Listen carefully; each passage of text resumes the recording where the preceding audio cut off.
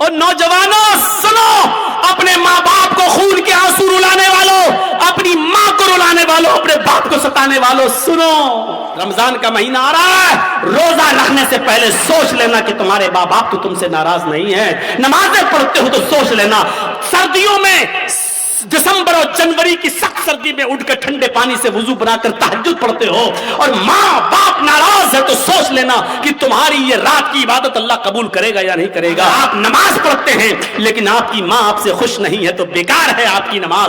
آپ روزہ رکھتے ہیں، آپ کی ماں آپ سے ناراض ہے تو بیکار ہے آپ کے روزے. آپ کتنی بھی عبادتیں کر لیں، کتنی بھی اللہ کی پوجا پاٹ کر لیں، کتنی بھی قرآن کی تلاوت کر لیں، لیکن آپ کے ماں اور باپ آپ سے ناراض ہے تو آپ کی عبادتیں آپ کے منہ پہ ماری جا رہی ہیں. نوجوانوں تمہارے لیے بہترین چیز، وَلَا تَحُقَّنَّ وَالِدَيْكَ وَإِنْ أَمَرَاكَ أَن تَخْرُجَ مِنْ أَهْلِكَ وَمَالِكَ. کبھی کسی بھی حال میں اپنے پیرنٹس کی، اپنے ماں باپ کی نافرمانی مت کرنا، ان کے ساتھ برا سلوک مت کرنا، ان کا دل کبھی مت دکھانا. آگے والے جملے میرے بھائیوں ہماری آنکھیں کھول دیں گے. وَإِنْ أَمَرَاكَ أَن تَخْرُجَ مِنْ أَهْلِكَ وَمَالِكَ، اگر جب تمہیں تمہارے والدین، تمہیں تمہارے ماں اور باپ دونوں تمہارے گھر سے، اپنے گھر سے نہیں، وہ تو گھر ہے ہی، تم نے محنت کر کے جو گھر کمایا ہے اور بنائی ہے بلڈنگ، اور تم نے جو شادی کی ہے، اگر وہ تمہیں حکم دیں کہ تم اپنے گھر سے نکل جاؤ تو اپنے باپ کا حکم مانتے ہوئے تمہیں اپنا گھر چھوڑنا پڑے گا. اگر وہ کہیں کہ تم اپنے اہل و عیال، بیوی بچوں کو بھی چھوڑ دو اور بھاگو یہاں سے، تو تمہیں اپنے ماں باپ کی بات مان کر اپنے بیوی بچوں کو بھی چھوڑنا پڑے گا. یہ ایک الگ مسئلہ ہے کہ اگر باپ غلطی پر ہو اور بیٹے کی غلطی نہ ہو. میں ابھی اس طرف نہیں جانا چاہ رہا ہوں، میں صرف یہ بتانا چاہتا ہوں کہ ماں باپ کا مقام کتنا بڑا ہے اور والدین کی اہمیت کتنی بڑی ہے. اللہ کے نبی کہہ رہے ہیں گھر تمہارا، تم نے محنت کر کے کمایا بنایا ٹھیک، لیکن اگر تمہارے باپ کا اے جرجیس جاؤ یہاں سے، ہٹو، جرجیس کو اپنی کمائی والا گھر چھوڑنا پڑے گا باپ کا حکم مانتے ہوئے. یہ تمہاری بیوی بڑی نافرمان ہے، اللہ کی ناشکری ہے، چھوڑو اس کو، چلو، ہمیں چھوڑنا پڑے گا. اور اس کی ایک مثال میں آپ کو دینا چاہتا ہوں، ذرا سنیے گا. حضرت ابراہیم علیہ السلام اپنے بیٹے اسماعیل علیہ السلام سے ملک شام میں ملنے کے لیے گئے. دروازے کو دستک دی، ان کی بیوی نے دروازہ کھولا. ذرا سنیے گا، بڑا دلچسپ واقعہ ہے، میں نے آہستہ اسپیڈ کم کر دی ہے تاکہ آپ کو سمجھاؤں. ابراہیم علیہ السلام اپنے بیٹے سے ملنے گئے، دروازے کو دستک دی، بہو نے، بیٹے کی بیوی نے دروازہ کھولا، اور جیسی دروازہ کھولا تو کیا دیکھتی ہے؟ سامنے ایک بوڑھا آدمی کھڑا ہے. کہا السلام علیکم. کہا وعلیکم السلام. کہا مجھے اسماعیل سے ملنا ہے. بیوی کو نہیں معلوم کہ یہ میرے سسر ہیں، لیکن سسر کو معلوم ہے کہ یہ میرے بیٹے اسماعیل کا گھر ہے اور یہ اس کی بیوی ہے، لیکن بتا نہیں رہے کہ میں تمہارا سسر ہوں. کہا کہ بیٹی مجھے تمہارے ہسبینڈ سے ملنا ہے، مجھے تمہارے شوہر سے ملنا ہے. کہا کہ وہ تو جنگل میں شکار کرنے گئے ہیں، گھر میں کھانے پینے کو کچھ نہیں تھا، اس لیے وہ جنگل میں چلے گئے، شکار کر کے لائیں گے، شام کو گوشت آئے گا تب ہانڈی پکے گی. اچھا ایسے حالات ہیں تمہارے گھر کے؟ کہا بہت برے حالات ہیں. غور کرنا جملے پر. ہاں بہت برے حالات ہیں. بیٹی تمہارے گھر کی گزر بسر کیسی چل رہی ہے؟ تو جواب دیا بہت بری، بھوک مری کی نوبت ہے. صبح کھانے کو مل جاتا ہے تو شام کو بھوکے سوتے ہیں، اور شام کو اگر کھا لیتے ہیں تو صبح بھوکے اٹھتے ہیں اور شام تک کچھ نہیں ملتا. بہت بری کنڈیشن ہے میرے گھر کی. ابراہیم علیہ السلام جانے لگے، کہنے لگے بیٹی جب تمہارے ہسبینڈ گھر پہ آ جائیں، اب سنو، جب تمہارے ہسبینڈ گھر پہ آ جائیں تو ان سے کہنا کہ ایک اولڈ مین آیا تھا، ایک بوڑھا آدمی تشریف لایا تھا، اس نے تمہیں سلام کہا ہے اور کہا ہے کہ اپنے گھر کی چوکھٹ بدل دو، تمہارے گھر کی چوکھٹ ٹھیک نہیں ہے. چوکھٹ سمجھتے ہیں نا؟ وہ گھر کا مین گیٹ کا جو دروازہ ہوتا ہے، چوکھٹ، جس میں آدمی اندر گھستا ہے گھر کے دروازے سے، وہ چوکھٹ. اپنے ہسبینڈ سے کہنا کہ تمہارے گھر کی چوکھٹ اچھی نہیں ہے، ٹھیک نہیں ہے، اس کو بدل دو. یہ کہہ کر ابراہیم علیہ السلام چلے گئے، اور ان کی بیوی گھر کی چوکھٹ دیکھ رہی ہے کہ بڈھا سٹیا گیا کیا. یہ بڈھے کو پاگل ہے کیا؟ کتنی اچھی چوکھٹ ہے، مضبوط چوکھٹ ہے، گرمیوں میں ہوا آتی ہے، سردیوں میں دھوپ آتی ہے، وہ کہہ رہا ہے کہ تیری چوکھٹ خراب ہے۔ یہ بڈھا سٹیا گیا۔ شام کو جب اسماعیل علیہ السلام گھر پہ آئے، اور نوجوانوں سنو، اپنے ماں باپ کو خون کے آنسو رلانے والوں، اپنی ماں کو رلانے والوں، اپنے باپ کو ستانے والوں سنو، ابراہیم علیہ السلام کا بیٹا اسماعیل جب گھر پہ آیا گوشت لے کر، بیوی بنانے لگی، وہ بناتے بناتے کہنے لگی اسماعیل آج ایک بڈھا آدمی آیا تھا۔ اسماعیل علیہ السلام نے کہا اچھا کوئی ضرورت رہی ہوگی بیچارے کو؟ کہا نہیں، اس نے تمہیں سلام کہا ہے، سمجھ گئے کہ سلام اگر کہا ہے تو وہ میرا باپ ہے۔ کہنے اچھا ایسی ایسی شکل تھی؟ کہ جی۔ بوڑھا آدمی آیا تھا؟ جی۔ سلام کہا مجھے؟ جی۔ کہا اچھا اور کیا کہا؟ کہا اس نے مجھ سے کہ اب جب تمہارے شوہر گھر پہ آ جائیں، ہسبینڈ گھر پہ آ جائیں، تو ان سے کہنا کہ تمہارے گھر کی چوکھٹ ٹھیک نہیں ہے، اس کو بدل دو۔ بڈھا سٹیا گیا تھا۔ اسماعیل علیہ السلام نے کہا اچھا اس نے کچھ پوچھا تھا تم سے؟ کہاں پوچھا تھا کہ گھر میں گزر بسر کیسی چل رہی ہے، تو میں نے کہہ دیا کہ اچھی نہیں چل رہی، جو سچائی تھی بتا دی، صبح کھا لو تو شام کو نہیں ملتا، شام کو کھا لو تو صبح نہیں ملتا۔ انہوں نے کہا بس یہی تمہارا جملہ سن کر، یہی ورڈز سن کر انہوں نے کہا کہ اپنے گھر کی چوکھٹ بدل لو۔ کیا مطلب؟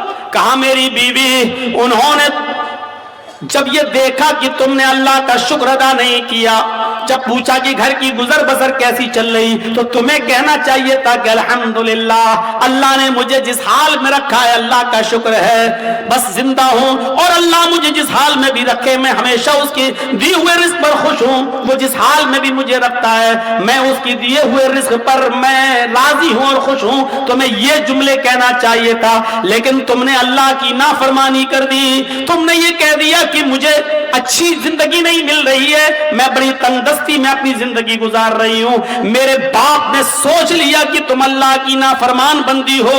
آئے میری بیوی، انہوں نے گھر کی اس چوکھٹ کو بدلنے کے لیے نہیں کہا، جو گھر کی چوکھٹ ہے، یہ دروازے کے اوپر جو چوکھٹ ہے اس کو بدلنے کے لیے نہیں کہا ہے، انہوں نے چوکھٹ بدلنے کے لیے کہا ہے۔ اس کا مطلب یہ ہے کہ انہوں نے اپنی بیوی بدلنے کے، انہوں نے میری بیوی بدلنے کی بات کہی ہے، انہوں نے اشارہ کیا ہے ایسی اللہ کی نافرمان بیوی کو اپنے گھر میں تم مت رکھو۔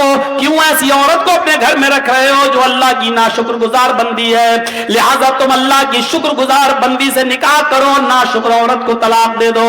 آئے میری بیوی، میں اپنے باپ کا حکم مان کر تمہیں طلاق دیتا ہوں، کیونکہ میں اپنے باپ کی نافرمانی نہیں کر سکتا، تم میری زوجیت سے بے دخل ہو رہی ہو، میں تمہیں چھوڑ رہا ہوں، میں تمہیں طلاق دے رہا ہوں۔ اس زمانے میں طلاق کا جو پروسیسر تھا اس حساب سے انہوں نے طلاق دے کر اپنی بیوی کو جدا کر دیا، اپنے باپ کی بات مانتے ہوئے۔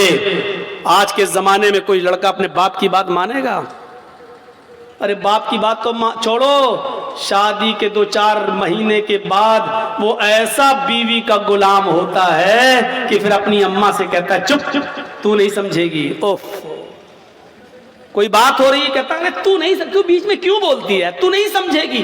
اس کو کہہ رہا ہے کہ تو نہیں سمجھے گی، اس ماں سے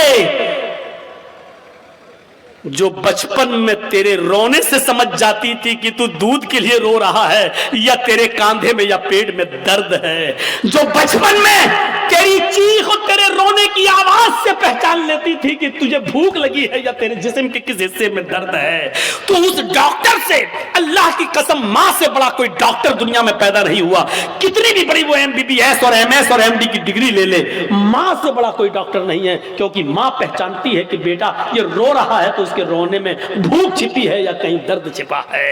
میرے بھائیوں، اس ماں سے کہتے ہو تم، اس ماں سے کہتے ہو کہ تو نہیں سمجھے گی، جو بچپن میں تیرے رونے کی آواز سے سمجھ جایا کرتی تھی، جب تو بولنا نہیں جانتا تھا تو جانتی تھی کہ تو کیا چاہتا ہے، تو تیرا ارادہ کیا ہے، تیرے پیٹ میں درد ہے یا تیرے جسم میں درد ہے یا تیرے سر میں درد ہے، وہ اس وقت تجھے سمجھتی تھی۔ اور آج تو اتنا بڑا ہو گیا ہے، آج اتنا عقل مند ہو گیا ہے، آج تیری پوزیشن اتنی اونچی ہو گئی ہے کہ تو اپنی ماں سے اتنی جرأت اور اتنی ہمت کہ اپنی ماں سے کہتا ہے تو نہیں سمجھے گی۔ اوفو، حضرت ابراہیم علیہ السلام نے دوسری شادی کر لی، پھر 1-2 سال کے بعد پھر اچانک گھر میں آئے ابراہیم اسماعیل، پھر شکار کھیلنے کے لیے گئے تھے، دروازے کو دستک دی، وہ دوسری بیوی نکلی، دروازہ کھولا، کہیے چاچا کیسے آنا ہوا؟ کہا مجھے تمہارے ہسبینڈ سے ملنا ہے۔ کہ وہ تو نہیں ہے، جنگل میں گئے ہیں شکار کرنے کے لیے۔ اچھا تم کیسے رہ رہی ہو؟ الحمدللہ، گزر بسر کیسی چل رہی ہے؟ اللہ کا شکر ہے، اللہ نے جس حال میں بھی رکھا ہے ہر حال میں اللہ کی تعریف ہے۔ فرمایا میری بیٹی جب تمہارے شوہر گھر پہ آ جائیں تو ان سے کہنا کہ ایک بوڑھا آدمی آیا تھا، انہوں نے سلام کہا ہے، اور چلتے چلتے اس نے یہ نصیحت کی ہے کہ اپنے گھر کی چوکھٹ کو برقرار رکھنا ہے، اس کو بدلنے کی ضرورت نہیں ہے، گھر کی چوکھٹ ٹھیک ہے۔ یہ عورت بھی کہتی ہے بڈھا سٹیا گیا، بدلنے کی تو کوئی بات ہی نہیں ہو رہی ہے۔ اسماعیل علیہ السلام جب گھر پہ آئے تو بیوی نے پوری بات بتائی۔ اسماعیل علیہ السلام خوش ہو کر کہنے لگے میری بیوی وہ میرے باپ تھے اور گھر کی چوکھٹ تم ہو۔ انہوں نے کہا برقرار رکھنا، اس کا مطلب یہ کہ اپنی بیوی کو اچھی طریقے سے رکھنا، یہ اللہ کی بڑی نیک و فرما بردار بندی ہے۔ باپ کی تمنا یہ ہوتی تھی کہ ہمیں جو ہے میرے بیٹے کو اچھی بیوی ملے، مجھے اچھی بہو ملے، اور جہاں بیٹوں کے حق ہیں باپ کے اوپر، وہاں حق ایک یہ بھی ہے کہ وہ اچھی اور دیندار لڑکی سے شادی کرائے۔ آج کن سے شادیاں کرا رہے ہو اپنی بیٹیوں کی؟ ماں باپ۔ پہلی بات تو اب ماں باپ کو بیچاروں کو تو اب دیکھنے کا موقع ہی نہیں ملتا ہے، اب تو لڑکے اور لڑکیاں خود ہی سیٹ کر لیتے ہیں، اب تو ماں باپ بیچارے ان کی بات مان لیتے ہیں، اگر نہیں مانیں گے تو یہ لڑکی میری بیٹی میری ناک کٹا کے رکھ دے گی اور مجھے بدنام کر دے گی، اس لیے جہاں چاہ رہی ہے وہاں کر دو بس۔ تو یہ ہے تو میرے بھائیوں ہم غور کریں، جہاں تھوڑی بہت انسانیت باقی ہے، تھوڑا بہت دین باقی ہے، جہاں کی اولاد آج بھی شادی کے معاملات اپنے ماں باپ کے اوپر چھوڑ دیتے ہیں، وہ ذرا غور کریں ان کے ماں باپ کی اپنے بچوں کی شادیاں کس جگہ کرا رہے ہیں۔ حضرت عمر فاروق کے پاس ایک شخص آیا، اپنے بیٹے کی شکایت کرنے لگا کہ میری اولاد ایسی، میرا بیٹا ایسا، میرا کہنا نہیں مانتا۔ حضرت عمر فاروق نے اس کے بیٹے کو بلایا اور باپ کے سامنے اتنا ڈانٹا کہ تمہیں شرم نہیں آتی؟ اپنے باپ کو ستاتے ہو، اپنے باپ کی نافرمانی کرتے ہو، اپنے باپ کو رلاتے ہو، تمہیں شرم آنی چاہیے۔ بہت کچھ ڈانٹنے کے بعد بیٹے نے کہا کہ امیر المومنین ہو گئی بات؟ کہاں، میں نے تمہیں سمجھا دیا ہے کہ آپ نے بیٹے کا حق تو بتا دیا بیٹوں کے، یہ باپ کے ساتھ یہ کرے ٹھیک ہے، لیکن باپ کے اوپر بھی بیٹے کا کچھ حق ہے کہ نہیں؟ حضرت عمر نے کہا ہاں ہے، جب وہ پیدا ہو تو اس کو اچھی تربیت دے، 7ویں دن اس کا عقیقہ کرے اور اچھا نام رکھے، اور جب بیٹا بڑا ہو جائے تو اس کی دیندار اچھے گھرانے میں نیک گھرانے میں اس کی شادی کرا دے۔ یہ ہے باپ کا حق اولاد پر۔ تو اس بچے نے کہا، لڑکے نے، امیر المومنین میرے باپ سے پوچھو اس نے ان تینوں کاموں میں سے کون سا کام میرے ساتھ کیا ہے؟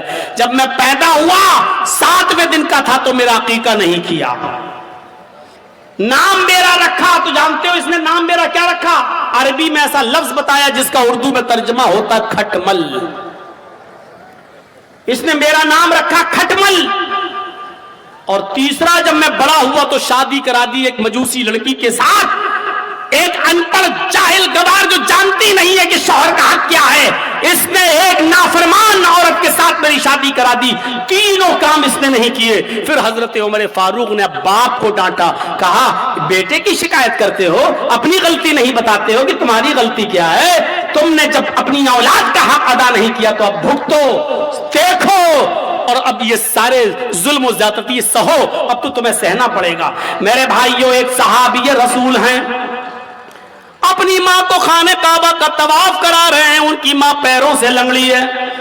علامہ ہیثمی نے اپنی کتاب مجموع الزوائد کے اندر اس واقعے کو نقل کیا ہے، ذرا غور سے سنیے گا۔ ان کی ماں آنکھوں سے اندھی ہے، پیروں سے لنگڑی ہے، بوڑھی ہے، کہنے لگی بیٹا مجھے خانہ کعبہ کا طواف کرا دے، میرے بیٹے مجھے عمرہ کرا دے، میرے بیٹے میں طواف کرنا چاہتی ہوں۔ اس کے بیٹے نے اپنی ماں کو پکڑا اور خانہ کعبہ تک لے گیا، سواری کا انتظام کیا اور لے گیا، اور خانہ کعبہ پہنچنے کے بعد وہ چونکہ پیروں سے لنگڑی تھی، آنکھوں سے اندھی تھی، اس لیے وہ چل نہیں سکتی تھی، اس لیے بیٹے نے اس کو اپنی پیٹھ کے اوپر لاد لیا۔ इस जमाने में व्हील चेयर चलती हैं, उस जमाने में व्हील चेयर भी नहीं थी। उसने अपने कांधे पर, अपनी पीठ पर अपनी माँ को लाद लिया। उसने 1 चक्कर पूरा किया, 2 चक्कर पूरे किए, 3 चक्कर पूरे किए, 4 चक्कर, 5 चक्कर, और 5वें चक्कर को पूरा करने के बाद जब छठा चक्कर लगाने लगा तो उसकी मुठभेड़ हो गई, वो टकरा गया हजरत उमर फारूक रज़ी अल्लाह ताला अन्हु से, अपनी पीठ पर अपनी माँ को लादे हुए, और अपनी माँ अपने हजरत उमर से टकरा गया। हजरत उमर ने कहा ठीक ठीक ठीक चलिए, सलाम हुआ, सलाम वालेकुम, वालेकुम अस्सलाम। जब उसने 6 चक्कर 7 चक्कर पूरे कर लिए तो हजरत उमर के फारूक के पास आया।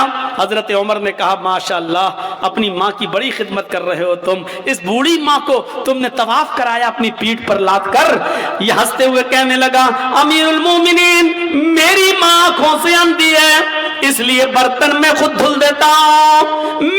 मेरी बीवी नहीं है, मेरी माँ इसी कपड़ों में लैट्रिन और पेशाब कर लेती है, इसलिए कि वो लंगड़ी है, वो चल नहीं पाती है, और जब मैं घर पे नहीं होता हूं तो इसी में वो गंदगी कर लेती है। अमीरुल मोमिनीन, मैं अपनी माँ का पेशाब और पैखाना भी साफ करता हूं, अपने माँ के कपड़े भी धुलता हूं, और आज मेरी माँ ने कहा कि मुझे तवाफ करा दे तो मैं उसको यहाँ तक ले आया, और मैंने अपनी पीठ पर लाद कर अपनी माँ को तवाफ भी करा दिया। ऐ अमीरुल मोमिनीन, क्या मैंने अब भी अपनी माँ का हक अदा नहीं किया? क्या मेरी जिम्मेदारी पूरी हो गई? क्या मैंने अपनी माँ का हक अदा किया या नहीं? हजरत उमर फारूक की आंखों में आंसू आ गए और रोते हुए कहने लगे, चलो यार, जाओ अपने घर और अल्लाह की इबादत में अपनी जिंदगी गुजारो। उसने पीछा करते हुए कहा, अमीरुल मोमिनीन, मैंने मसला पूछा है, आपको जवाब देना होगा। फरमाया, क्या पूछते हो? कहा, ये बताओ, मैं पेशाब साफ करूं, पैखाना साफ करूं, अपने माँ के कपड़े धुलूं, अपने हाथ से खाना बनाऊं, अपने हाथ से माँ को खाना खिलाऊं, अपनी पीठ पर लाद कर मैं खाने काबा का तवाफ कराऊं, परिक्रमा कराऊं, क्या इसके बाद भी मैंने अपनी माँ का हक अदा किया या नहीं किया? हजरत उमर कहते, सुन, जब तुझे तेरी माँ जन रही थी, जब तुझे तेरी माँ पैदा कर रही थी, जब अपने पेट से तुझे बाहर कर रही थी, उसको जो दर्द हो रहा था, जो लीवर पेन हो रहा था, उसको जो दर्द हो रहा था, तुझे जनते वक्त, तुझे पैदा करते वक्त, और उस दर्द में जो उसने पहली आह निकाली, जो उसने दर्द में पहली आवाज निकाली, उसने अपनी जबान से जो पहला जुमला अदा किया, जो उसने आह की आवाज निकाली, आए मेरे दोस्त, अभी तो तूने अपनी माँ की पहली आह का भी हक अदा नहीं किया, तू उसकी पूरे जीवन का और पूरी लाइफ का और पूरी जिंदगी का हक अदा क्या करेगा? अभी तो तूने उसकी पहली चीख का भी हक अदा नहीं किया, उसकी जिंदगी के हक के बारे में पूछता है, क्या अदा हो गया? अभी तो एक आह का भी हक अदा नहीं हुआ। ये है माँ का मकाम, ये है माँ का मर्तबा, ये है माँ का दर्जा।